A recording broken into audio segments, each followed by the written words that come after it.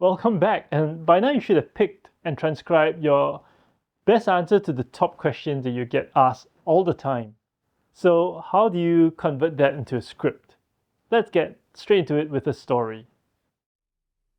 Why do you cost more than other videographers I've used before? That's actually a question someone asked me the other day, so that's why I'm making this video. Fair enough, it's a good question, and I could have just said, use the cheaper guys then. Doesn't bother me. But I didn't. Instead, I thought about, why are you paying me more when you hire me? Anyone these days can shoot a decent video. My daughter's 9 and she made a fantastic science video for school. AI can make one in a few minutes, just give it a prompt.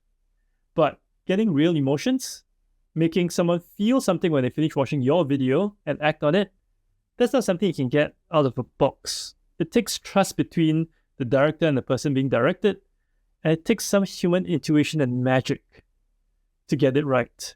So yeah, it costs more, not just because I can press a button on a camera, but I can get people to care about what you have to say when they finish watching the video. This video gained 589 views in 3 days on YouTube Shorts with no active promotion from me. Why and how did it do that? Well, all good stories, all good videos have a great story.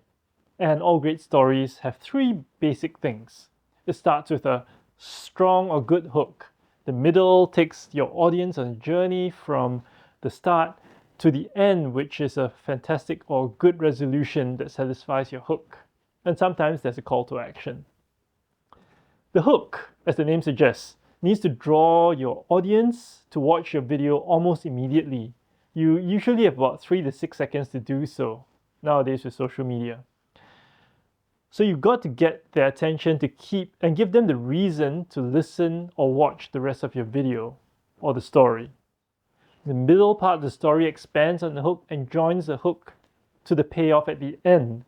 It's kind of like a bridge that joins the start of your journey to the destination. So now let's look at your transcription that you did yesterday for your question. How do you translate that into a story? Let's start with the first part, the hook. Because it's an answer to a commonly asked question, the hook could be as simple as the question itself. If you did pick the top questions that you always get asked, chances are your potential clients or customers are looking for answers to that question in the first place. So the question itself serves as a strong hook. And that's the secret tip for easier to create content that you want to do in the future, and for content that is easily shared and people want to watch. Now, step 2. Instead of writing the middle part of the script, I want you to write the conclusion first. What is the thing that you want your audience to learn when you answer this question? Keep this short, no more than 10 seconds, at most 15. The lesson needs to be short and clear. It needs to be concise. For example, in my earlier example story, where the question is, why does your service charge more than competitors? My answer is, you're not hiring me to press a record button. You're hiring me to make sure that your video achieves the goals that you have set. And I have the experience of making sure that happens. So this conclusion ideally needs to contain your unique difference in the market, your compelling reason on why people should call you or contact you. Now that you know where you're starting from and the hook, which is the hook, and where your audience should go, where you want them to go, which is the conclusion, you need to build the bridge that joins the two. So in 30 to 40 seconds, you need to get your story to lead your audience from the question you post at the start to the conclusion at the end. As a tip, your middle should answer these few questions. 1. How the question is typically answered by others, could be your competitors. 2. Why is your answer different or better? And can you justify if it's better? And 3. How would it help your audience once they know your answer? You may not be able to answer all these questions in your video, but if you can answer a couple of them, it will be great.